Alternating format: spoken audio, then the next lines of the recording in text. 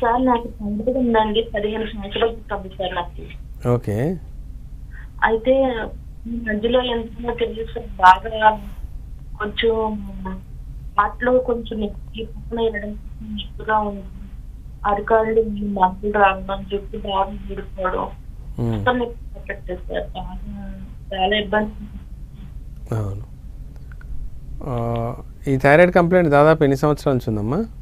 15 సంవత్సరాలు పెట్టింది 15 సార్. సంవత్సరాల నుంచి ఉంది. ఇప్పుడు ఏ టాబ్లెట్ పవర్ వాడుతున్నారు మీరు? 150 ఫార్ములా వాడుతున్నాను సార్. అయితే కొంచెం తగ్గించి 75 ఇస్తారు సార్ నాకు.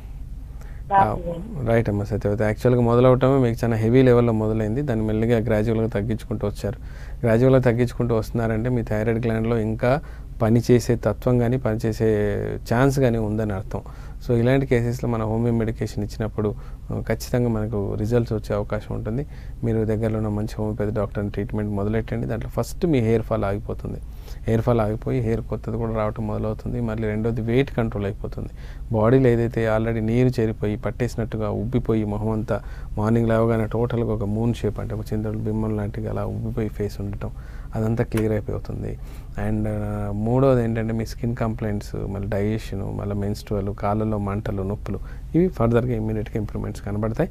అప్పుడు మన 75 mg నుంచి 50, 25, 12, 6, 0 అలా మొత్తం తీసేసి హోమియోపతిక్ మెడిసిన్స్ కూడా పక్కన పెట్టి ట్రీట్మెంట్ ద్వారా మనం దీన్ని కంప్లీట్ చేయొచ్చు.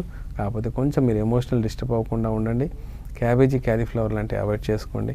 అండ్ నిద్ర ఒకటి, టైంకి భోజనం ఒకటి మొత్తం మేనేజ్ చేయండి.